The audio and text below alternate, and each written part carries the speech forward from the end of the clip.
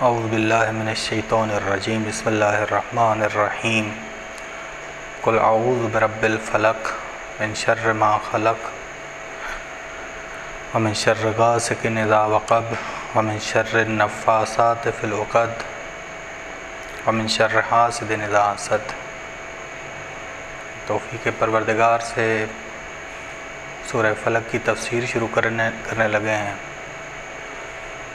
کہ یہ سورہ رسول خدا صلی اللہ علیہ وسلم کو حکم دے رہی ہے کہ ہر شر سے پناہ چاہو، اور بالخصوص بعض شروں سے پناہ چاہو۔ قل اعوذ برب الفلق، کہ اعوذ اوز سے ہے، اعوذ عین واو ذال۔ اعوذ متکلم واحد مضارع کا صیغہ ہے۔ اعوذ یعنی خود کی حفاظت کرنا، شر سے کسی کی پناہ حاصل کرنا، کہ کسی کی پناہ میں جائے انسان تاکہ شر سے محفوظ ہو، خود کو شر سے محفوظ رکھنا کسی کی پناہ لے کر، اور پناہ بھی ایسے کی لی جائے جو اس شر کو دور کر سکے، جو اس شر کو دور کرے، جو اس شر کو دفع کرے۔ بس انسان وہ موجود ہے جو خطروں میں زندگی گزارتا ہے، اس کے پاس طاقت نہیں ہے کہ ہر خطرے کو پہچانے، پھر خود سے اس خطرے کو دور کرے، خود اپنے آپ سے اتنی طاقت نہیں ہے اس کے پاس، بس اسے پناہ کی ضرورت پڑتی ہے۔ پناہ اس سے طلب کرے جو قادر مطلق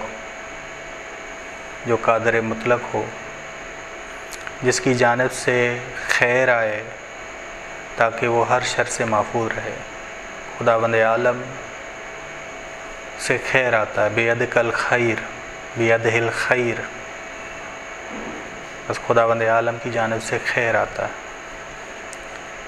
شیطان انسان پر حملہ کرنے کے لیے راہ مستقیم میں بیٹھا ہوا ہے،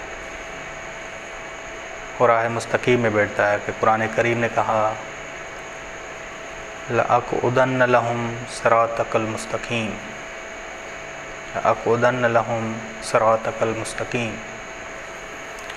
کہ میں ان کے لیے سیدھی راہ میں، تیری سیدھی راہ میں بیٹھا ہوا ہوں خداوند عالم۔ اور سیدھی راہ میں شیطان بیٹھا ہوا ہے تاکہ وہ غارت کرے، بس وہ باطل راستے میں نہیں بیٹھتا تاکہ وہ کسی پہ حملہ کرے، بلکہ سیدھی راہ پہ بیٹھتا ہے تاکہ وہ کسی پہ حملہ کرے۔ جس نے باطل راہ پہ کسی کو پہنچا دیا ہو، راہ راست سے جسے ہٹا دیا ہو، اب اس کا کیا کام کہ وہ باطل راستے پہ کسی پہ حملہ کرے؟ وہ تو حملے کی زد میں آ چکے ہیں، وہ حملے کا شکار ہو چکے ہیں، تبھی قرآن کریم نے کہا، اگر آپ غور کریں قرآن کریم میں، اذا قرأت القرآن، جب تم قرآن کو پڑھو، فاستعذ باللہ، تو اللہ کی پناہ کو چاہو تاکہ تم من الشیطان الرجیم، شیطان مردود سے بچ جاؤ۔ بس قرآن کریم کی تلاوت ہو، قرآن کریم کی قرأت ہو، تفسیر قرآن ہو، قرآن پر عمل کرنا ہو، قرآن کی تبلیغ کرنی ہو، یہ سب صراط مستقیم ہیں۔ اس راستے میں آ کے شیطان حملہ کرتا ہے، متکبر بناتا ہے، انا پرست بناتا ہے، بس وہاں آ کے حملہ کرتا ہے جہاں سیدھی راہ ہے، بس باطل راہ پر اس کا کیا کام ہے؟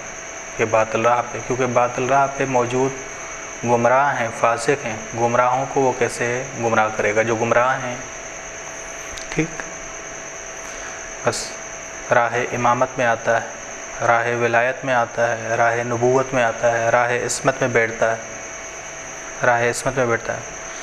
لیکن یہ ذہن میں رکھیں کہ راہ ولایت میں، راہ عصمت میں، راہ نبوت میں، راہ رسالت میں کامیاب نہیں ہو پاتا، بس راہ امامت میں، راہ ولایت میں، راہ نبوت میں، راہ عصمت میں وہ بیٹھتا ہے، کامیاب نہیں ہو پاتا۔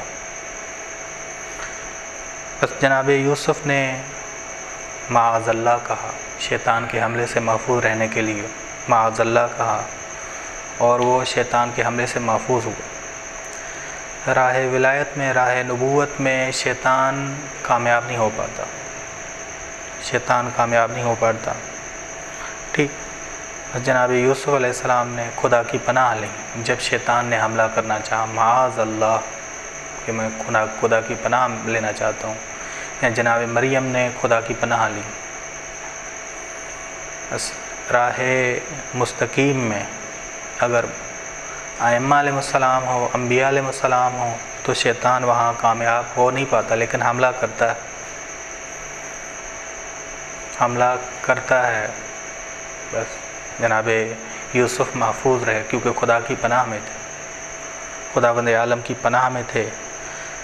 بس عصمت بھی وہی بالا تر ہے جہاں شیطان کا حملہ ہو اور انسان خود کو بچائے، انسان کامل خود کو بچائے، یہ اعلیٰ ترین عصمت، اعلیٰ ترین عصمت ہے۔ بس انسان اس حملے کے خطرے میں ہے، بس لازمی ہے کہ وہ خدا سے پناہ لے۔ جناب مریم نے پناہ لی، یہاں رسول خدا کو کہا جا رہا کہ کل تم کہہ دو کہ میں اپنے رب کی پناہ لیتا ہوں تاکہ شر شیطان سے، شر مخلوق سے بچوں۔ بس رسول خدا صلی اللہ علیہ وسلم نے بھی پناہ لی ہے، بس معصومین علیہ السلام نے پناہ لی ہے۔ بس جب انسان اس خطرے میں، اس حملے کے خطرے میں ہے تو لازمی ہے وہ خدا سے پناہ لے، خداوند عالم سے پناہ لے۔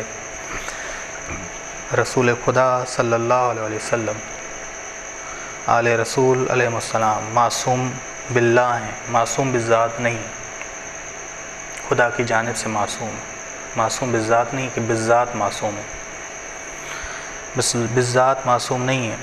بس ان کو شیطان کے خطرے کا احساس ہوتا ہے اور وہ اپنے آپ کو بچاتے ہیں، بس ان پر شیطان کبھی بھی غالب نہیں آتا۔ تبھی جناب یوسف علیہ السلام نے معاذ اللہ کہا، معاذ اللہ کہا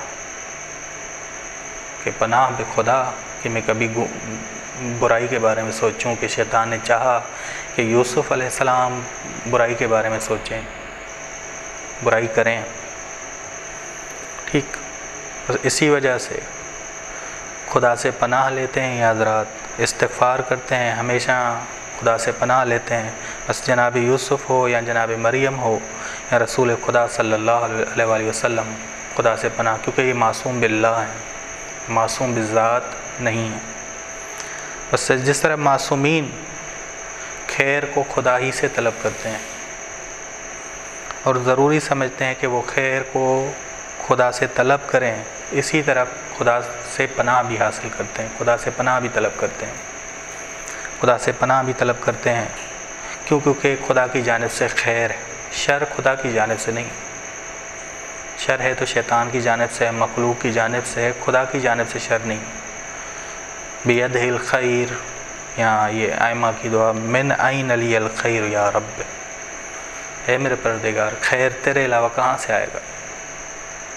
ولا یوجد الا من عندک، نہیں ہم پاتے خیر مگر تیری طرف سے، بس خیر تیری جانب سے ہے تو ہم تیری ہی پناہ لیں گے، اور جہاں سے شر آ رہا ہے اس سے پناہ لیں گے کہ اس سے ہم بچیں، اس سے ہم محفوظ رہیں، بس تیری پناہ میں، کیونکہ تیری طرف جانب سے خیر آتا ہے، اور جس کی جانب سے شر آتا ہے اس سے ہم فرار کر کے تیری پناہ میں آنا چاہتے ہیں، کیونکہ تیری طرف سے خیر ہے خداوند عالم، ٹھیک۔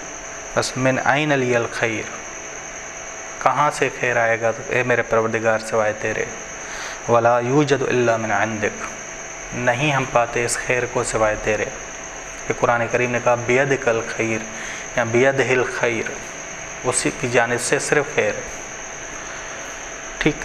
بس قل اعوذ برب الفلق سے رسول، تمہاری عصمت الہی عصمت ہے، بالذات نہیں ہے، اس خطرے کا احساس تم کرو گے، شیطان کوشش کرے گا لیکن کامیاب نہیں ہو پائے گا، بس تم ہمیشہ خدا سے توفیق طلب کرتے رہنا، ہمیشہ خدا سے جڑتے رہو گے، شیطان کبھی بھی تم پہ غالب نہیں آئے گا، بس پناہ، خدا کی پناہ میں رہو، اپنے پروردگار کی پناہ میں رہو، شیطان تم پہ کبھی بھی غالب نہیں آئے۔ برب الفلق، فلق یعنی عدم کو وجود دینا، عالم وجود میں موجود کو آشکار کرنا فلق۔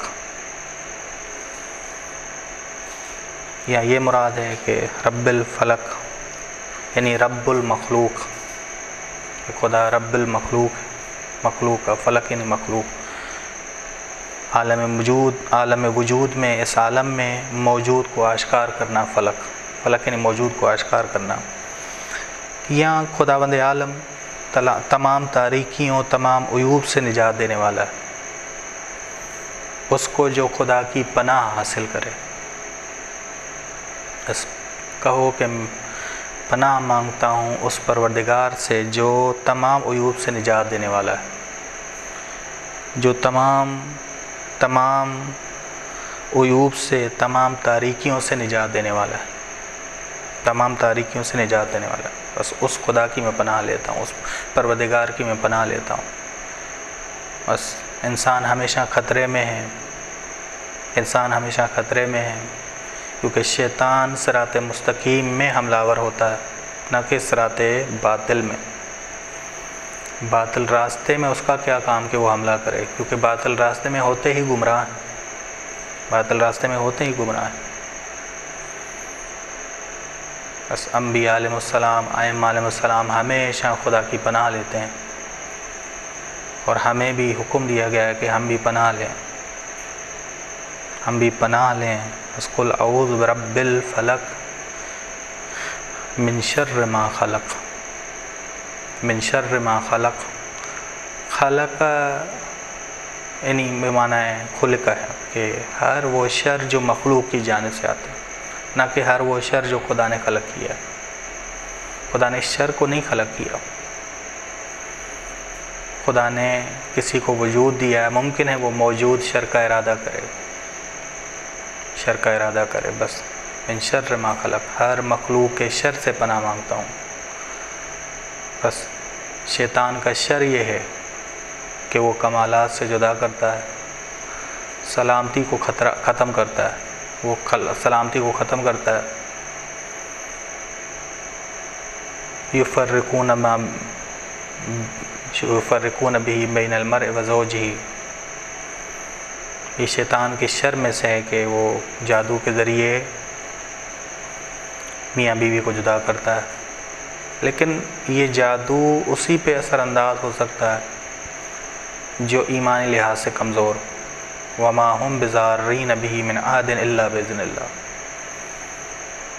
کہ وہ نقصان، جادوگر نقصان نہیں دے سکتے کسی کو مگر اذن الہی سے، یعنی جو راہ ایمان سے ہٹ جائے ہاں اس پہ یہ اثر انداز ہوتا ہے۔ بس خداوند عالم کی جانب سے شر نہیں اول، بلکہ مخلوق کی پیداوار ہے اور مخلوق کی جانب سے ہے، خدا کی جانب سے ہمیشہ خیر ہے، خدا کی جانب سے ہمیشہ خیر ہے۔ من شر ما خلق ومن شر غاسق اذا وقب، اور جب شب تاریک ہو جائے،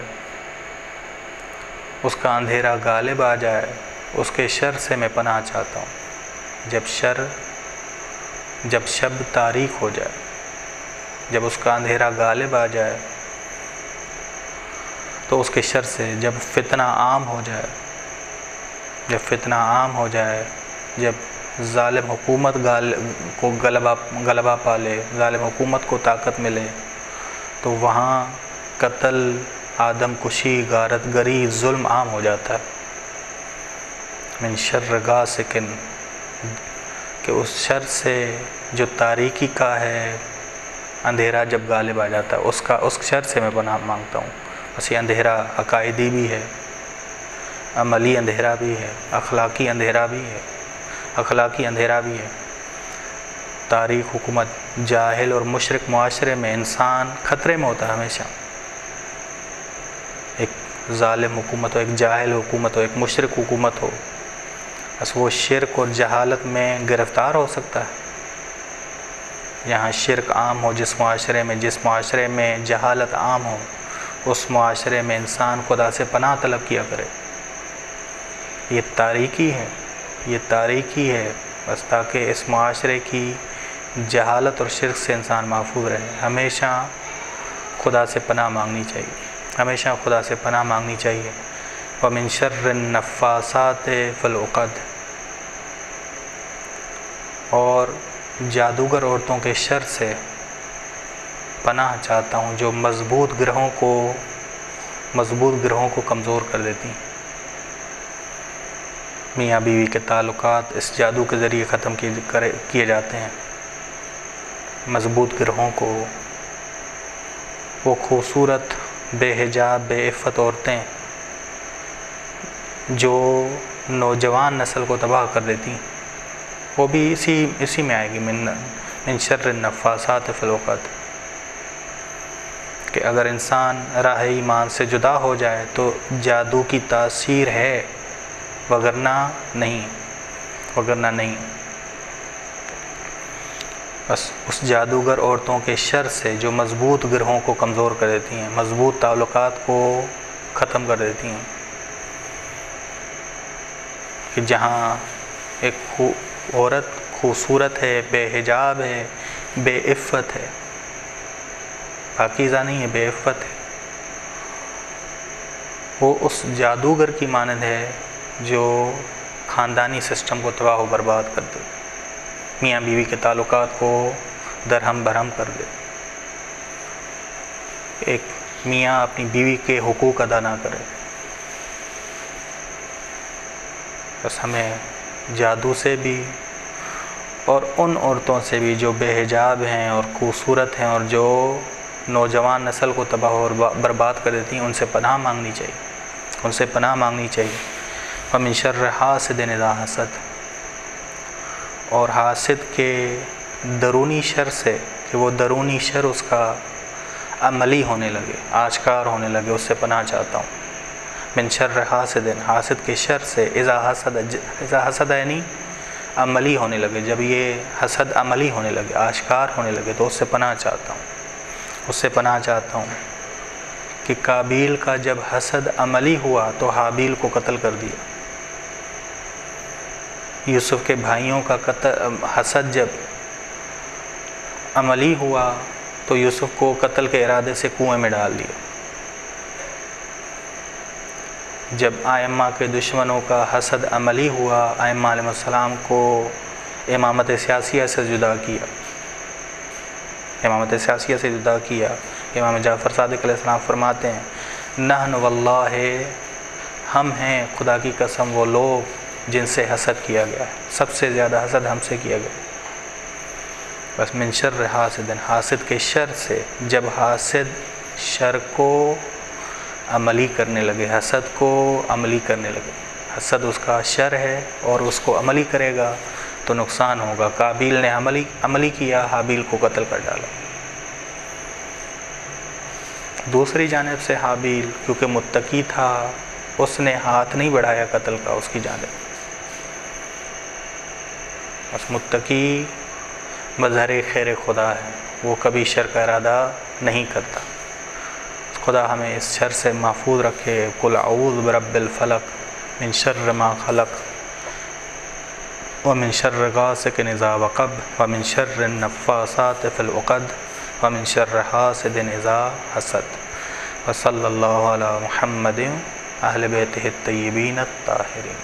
صلی اللہ علیہ وسلم۔